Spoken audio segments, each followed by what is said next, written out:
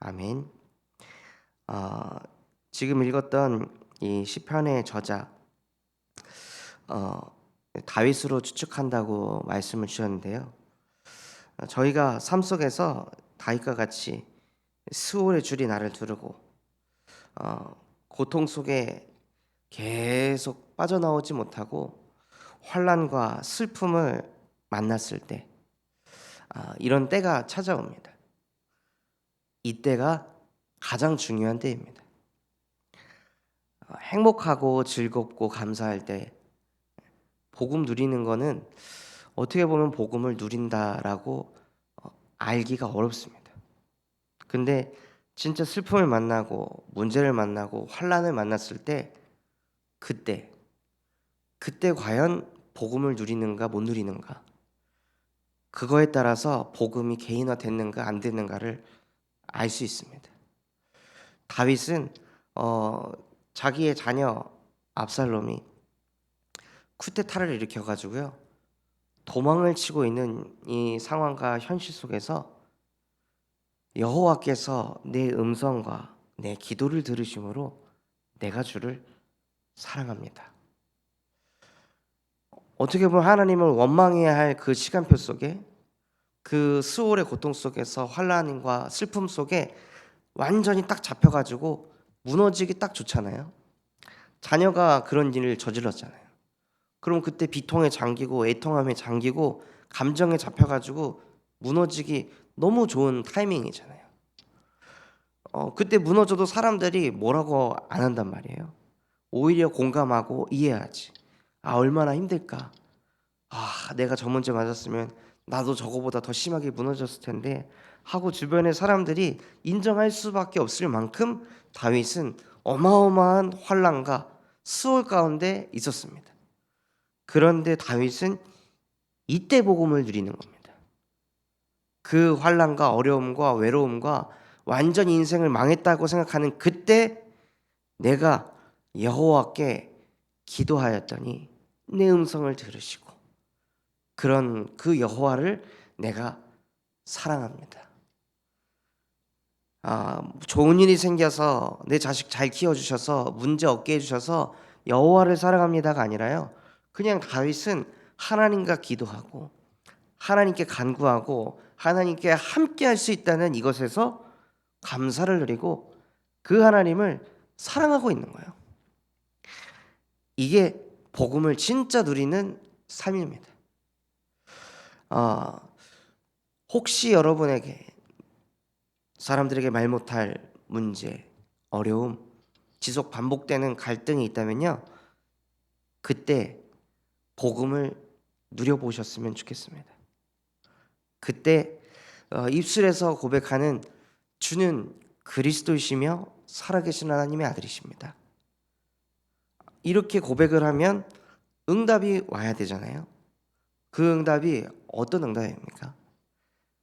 예수가 그리스도라고 바르게 고백했다면 오는 응답이 있어야 됩니다. 그것이 무엇이냐? 현실과 상황과 상관없이 내가 반석이 되는 겁니다. 이게 복음을 누리는 겁니다. 이번에 세계복음화 강단에서 그런 말씀을 주시더라고요. 진짜 뛰어난 선장, 함장인지 알려면 어떻게 해야 되냐?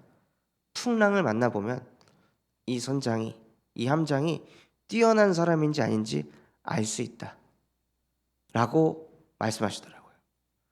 너무 많이 공감이 됐습니다. 저와 여러분이 진짜 예배자고 진짜 전도자고 진짜 순례자라면, 남은 자라면 문제가 오고 갈등이 오고 어려움이 왔을 때, 외로움이 왔을 때 그때 그냥 합리화하면서 무너지는 것이 아니라요, 그때 예수가 그리스도라고 고백하며 정복하고 다스리시는 겁니다. 그 현실 속에서, 상황 속에서 여호와는 나의 목자이시니 나는 부족한 게 없습니다 하고 하나님을 바라보는 것이, 그게 응답입니다. 그래서 이 시편 본문에 있는 이 내용은요, 그거의 증인의 포럼입니다. 막 잘나고 잘 될 때 쓴 시가 아니라 완전히 밑바닥에 있을 때. 아니 다윗은 압살롬이 암놈을 죽여가지고 다른 사람들이 우리 압살롬을 또다시 죽일까봐 다른 곳으로 도망을 가게 놔둡니다. 그리고 나서 압살롬이 몇 년 동안 밖에 있다가 다시 성으로 들어오죠. 성으로 들어오고 났을 때 다윗이 압살롬을 일부러 안 만납니다. 압살롬을 챙기면 아니 왕자를 죽인 저 사람을 왜 그냥 놔두냐고 사람들이 뭐라고 할 거 아니에요. 그리고 그런 압살롬을 가까이 두면 더 많은 사람들이 압살롬을 시기 질투할 것이고 그러다가 또 권모술수에 휩쓸려 가지고 또 자식을 잃을 수 있는 위험이 있는 겁니다. 그래서 다윗은요 압살롬을 일부러 멀리했습니다. 압살롬을 살리려고. 근데 압살롬은 우리 아버지는 진짜 나를 아들로 생각 안 하나? 아버지는 나를 신경 안 쓰나? 자녀가 돌아왔는데 나 중심에 딱 갇혀 있으니까 창세기 3장 문제에 딱 갇혀 있으니까요. 그 부모의 깊은 뜻을 헤아리지 못하는 거예요. 나를 살리고자 하는 그 부모의 선택을 이해하지 못하는 거죠. 자기 기준에 딱 갇혀 있으니까. 지옥 배경 속에 사망의 종로로 타며 살고 있으니까요. 그 부모의 선택을 이해하지 못한 거예요.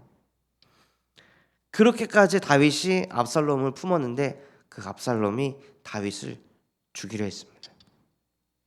그때 오는 그 부모의 마음, 심정은 어땠을까요? 아마 모든 게 다 무너지는 듯한 느낌이었을 겁니다. 허무하기도 하고 공허하기도 하고 내가 이런 대접 받으려고 내가 얘를 키웠나? 5만 가지 생각들이 다윗에게 들었을 겁니다. 근데 그때 여호와께서 내 음성과 기도를 들으심으로 내가 그를 사랑하는도다. 이렇게 고백했지만 자기도 모르게 이 사망의 줄이 나를 두르고 스올의 고통이 자꾸 임해가지고 슬픔 가운데 자꾸 빠져드니까요. 다윗이 기도를 어떻게 하냐?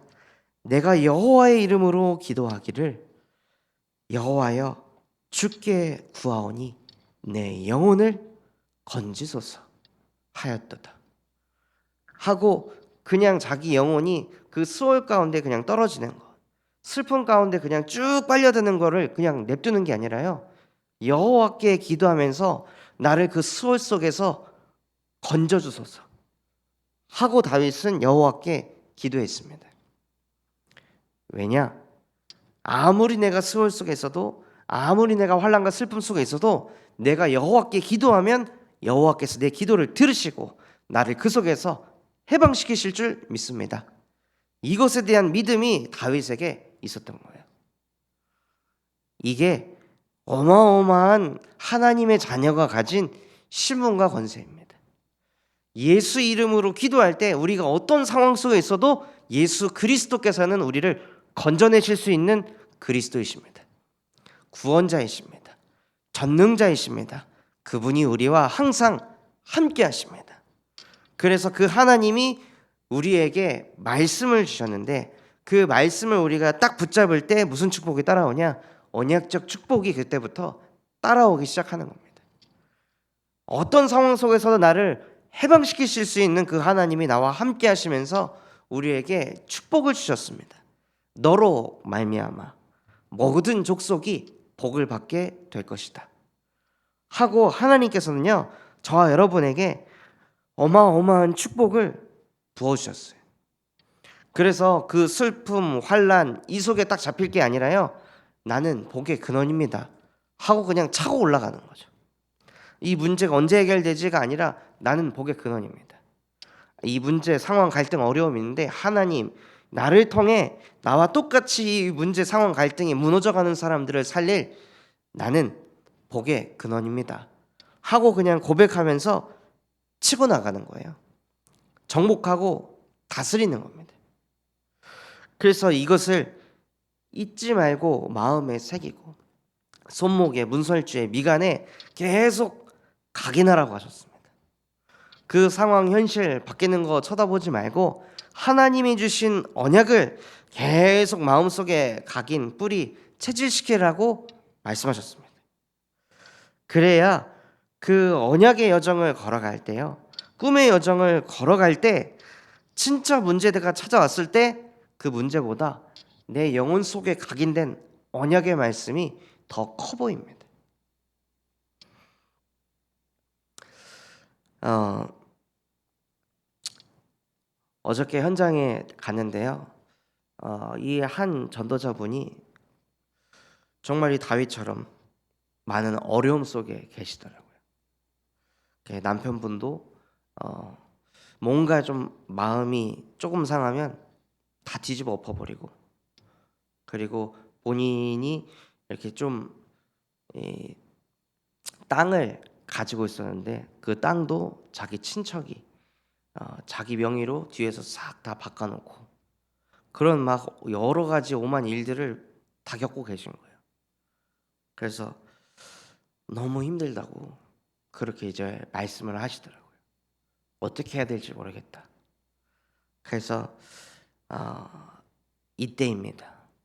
이때 예수가 그리스도 될 때입니다.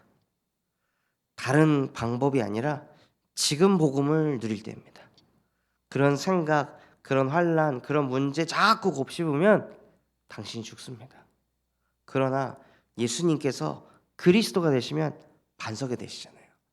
이때 언약적 축복을 딱 붙잡고, 권사님 저랑 캠프합시다 해서 이제 단둘이 캠프를 하자고. 문제 상황 갈등이 있는데 그거 놔두고, 권사님 저랑 이 일대에서 같이 캠프해요. 저한테 전도대 대상자 계속 주셨죠? 저랑 이제 같이 찾아가서 복음 전하시죠. 저희가 하나님의 일을 할 때 하나님이 권사님 가정 가문 어떻게 책임지시는지 같이 한번 확인하시죠. 그의 나라와 그의 의를 구할 때 우리에게 필요한 모든 것 하나님이 더하시는 거 한번 같이 확인했으면 좋겠습니다. 그래서 우리의 기준이 이 문제 갈등이 아니라 하나님의 일을 하는 거. 그래서 전도 운동을 하는 게 진짜 복의 근원이 받을 응답입니다. 하고 이 소통하고 왔는데요. 진짜 저와 여러분이 꿈의 여정을 걸어가면서 문제, 갈등, 위기, 상황 만났을 때 하나님이 나를 여기 왜 보내셨지? 하나님이 나를 이 교회를 왜 보내셨지? 하나님을 왜 이항희 목사님을 만나게 하셨지? 이 질문에 먼저 답을 얻으시기 바랍니다. 그냥 하루하루 사는 게 아니라요, 내가 살고 있는 이유, 내 인생의 이유, 내가 왜 존재하고 있는지, 내가 이 여수 땅에서, 군산 땅에서 내가 왜 숨을 쉬고 있는지, 왜 하나님이 나의 생명을 아직 안 가져가셨는지 그 이유를 발견하셔야 됩니다. 그 이유가 발견되지 않으면요, 하루하루가 무가치하게 갑니다. 하나님과 아무 상관없는 하루하루의 인생을 살아가게 됩니다. 그래서 내가 왜 이 지역에 살고 있을까? 하나님이 왜 나를 참소만교회에 보내셨을까? 왜 이항희 목사님을 만나게 하셨을까? 거기에서 하나님이 내게만 주신 그 미션, 내게만 주신 그 언약, 그것을 딱 붙잡고 인도받으셨으면 좋겠습니다. 그래서 그걸 가지고요, 작은 일을 하나씩 하나씩 응답받는 겁니다. 저 또한도 이 작은 일 하나 성공시키기 위해서, 전에 이제 담임 목사님께서 이런 이야기들을 하셨는데, 새벽 예배 담당일 때 안류 가가지고 훈련을 받다가 훈련이 끝나면 다시 또 안양으로 내려와서 새벽 예배 인도하고, 그 새벽 예배 인도하고 다시 안류 가고, 이걸 했다는 이야기들을 종종 하셨습니다. 그러니까 그런 이야기들이 제 안에 딱 들어와 있으니까요. 원래는 저도 군산에 어제 사역을 하고 거기서 잠을 자고 또 오늘 또 사역을 아침부터 해야 되는데요. 그 내용이 딱 들어와 있으니까, 아 그래, 내게 맡겨진 이 새벽 강단, 이 작은 일을 나도 성공시켜야겠다. 저거를 이 강단에서 하나님이 내게 듣게 하신 이유는 보고 배우라고 한 거 아니냐. 그래서 어제 저녁에 내려와서 새벽 예배 인도하고 끝나자마자 바로 올라가서 또 사역을 해야 되는데요. 기쁘더라고요. 진짜 하나님이 내게 주신 이 작은 일을 성공시킬 수 있도록 은혜 주셔서 감사합니다. 이거는 저만 할 수 있는 일이잖아요. 저와 여러분 또한도 각자 현장에서 하나님이 우리에게 맡기신 작은 일이 있습니다. 그 작은 일을 하나씩 하나씩 응답받아 나갈 때 하나님께서는 저와 여러분에게 그 작은 일을 넘어 가정을 맡기시고, 가정을 넘어 가문을 맡기시고, 지역을 맡기시고, 여수를 맡기고, 이 나라와 이 세계를 맡기실 줄 믿습니다. 그래서 세계복음화의 시작이 어디냐? 저는 작은 일이라고 생각합니다. 내게 허락하신 이 작은 일, 이 속에서 내가 하나님 바라보며 오직 할 때 그 누구도 흉내낼 수 없고 따라할 수 없는 유일성 응답이 따라온다. 그래서 그 하는 일을 통해 하나님께서 재창조의 역사를 일으키실 것이다. 이 언약을 가지고 현장에서 응답 받으셨으면 좋겠습니다. 그래서 저와 여러분은 어디를 가든지 하나님을 의지하며 예배하는 예배자입니다. 현장에 가서도 일을 먼저 하기 이전에 예배로, 가정에서도 예배가, 교회 안에서만 예배가 아니라요, 저희는 가는 곳곳에서 예배하는 다락방 전도제자입니다. 다락방 전도제자는 언약 붙잡고 기도하는 사람이거든요. 그럼 그거를 계속 하려면요, 현장에서 예배가 지속돼야 됩니다. 캠프 때문에도 저기 군산 롯데몰 현장에 그 사역을 가지 못했었는데 이번에 가고 나니까요, 그게 느껴지더라고요. 역시 지속했을 때와 지속 안 했을 때의 차이가 다르구나. 현장의 영적 상태가 있더라고요. 그래서 지속적으로 예배하는 게 어마어마한 축복이고 능력이구나. 그래서 가장 중요한 게 무엇이냐? 대단한 일이 아니라요, 지속입니다. 현장에서 지속해서 예배할 때 하나님께서 한 영혼 한 영혼 우리에게 붙이실 줄 믿습니다. 그래서 저희가 받아야 될 응답이 뭐냐? 절대 응답.